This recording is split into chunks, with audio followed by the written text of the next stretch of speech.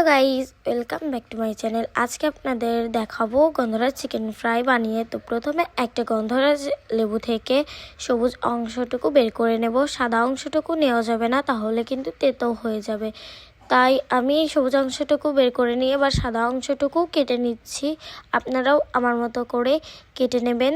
তাহলে এইটা দিয়ে পরবর্তীতে কি করব সেটাও দেখাবো। এই লেবুর কোনো অংশই বাদ যাবে না, পুরোটাই লাগবে আমাদের গন্ধরাজ চিকেন ফ্রাই বানাতে। তো আমি এইভাবে কেটে নিয়েছি, আর এটা এখন পিস পিস করে কেটে নেব। এই লেবুর রসটাও আমাদের লাগবে ম্যারিনেট করার সময়। তো এই যে লেবুর পুরো অংশ আমার হয়ে গেছে কাটা। তো আমি চিকেনগুলোকে এইভাবে পিস করে কেটে নিয়েছি। আপনারাও আমার মতো এইভাবে কেটে নেবেন, লম্বা লম্বা করে, বেশি মোটাও না বেশি পাতলাও না, আর লম্বা। এরপর দিয়ে দেবো ভিনেগার, আর দিয়ে দেবো পরিমাণ মতো লবণ আর লেবুর সেই অংশটুকু। তাহলে এই লেবুর অংশটুকু দেওয়ার কারণ চিকেনের যে কাঁচা গন্ধটা ওটা চলে যায়।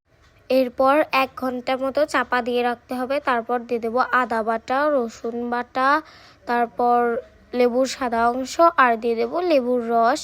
তারপর দিয়ে দিচ্ছি একটু বিট লবণ, একটু কাঁচামরিচ বাটা, সয়া সস, আবার দিয়ে দিচ্ছি লবণ। তারপর শেষে দিয়ে দেবো একটু রসুন বাটা। তারপর এটাকে আবারও 1 ঘন্টা ঢেকে রেখে দিয়ে দেবো গোলমরিচ গুঁড়া, ময়দা, বেসন আর একটু কর্নফ্লাওয়ার। তারপর দিয়ে দিচ্ছি একটা ডিম। আপনারা চাইলে 2টা ডিমও দিতে পারেন যদি আপনাদের মাংসর পরিমাণ বেশি হয়। এবার এটাকে ভালোভাবে মিক্সড করে নিয়ে গরম গরম তেলে ভেজে নিই। তৈরি আমাদের গন্ধরাজ চিকেন ফ্রাই। এটা স্বাদ দারুণ। আজকের মতো টাটা, বাই বাই।